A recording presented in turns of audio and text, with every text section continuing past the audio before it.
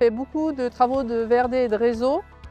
On travaille beaucoup en tranchées plus ou moins profondes, avec beaucoup de réseaux qui traversent, donc c'est important que nos ouvriers puissent travailler aussi en sécurité, en profondeur pour éviter tout le risque d'ensevelissement.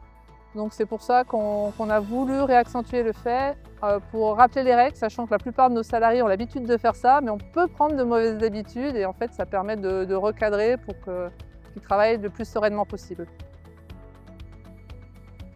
C'est la première fois qu'on voit des genres de maquettes ou avec des tranchées, des engins en miniature. Personnellement, je préfère faire des ateliers comme ça. Comme ça permet de nous, en quelque sorte, projeter nos chantiers qu'on a, de les projeter sur maquette. Et avec des petits blindages, des petites pelles, franchement, c'est cool.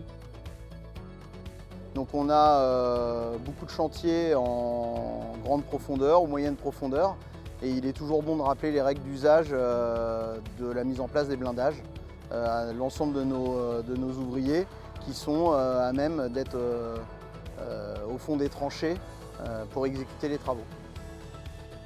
Alors moi personnellement j'ai bien aimé puisque je ne connaissais pas trop ce qu'il fallait faire dans les grandes tranchées. Et grâce à ça j'ai pu apprendre qu'il fallait blinder, surtout qu'ils nous ont montré la façon dont il faut blinder les tranchées, etc.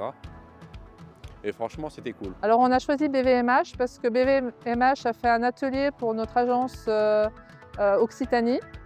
Et j'avais vu des photos de cet atelier-là et j'avais vu que c'était justement très pratique. Et c'est cet aspect pratique qui m'a fait en fait, leur demander s'ils pouvaient venir, même jusqu'à Lyon, vu qu'ils sont pas d'à côté. Moi, je trouvais ça intéressant d'avoir cette espèce de mise en situation sous forme de maquette.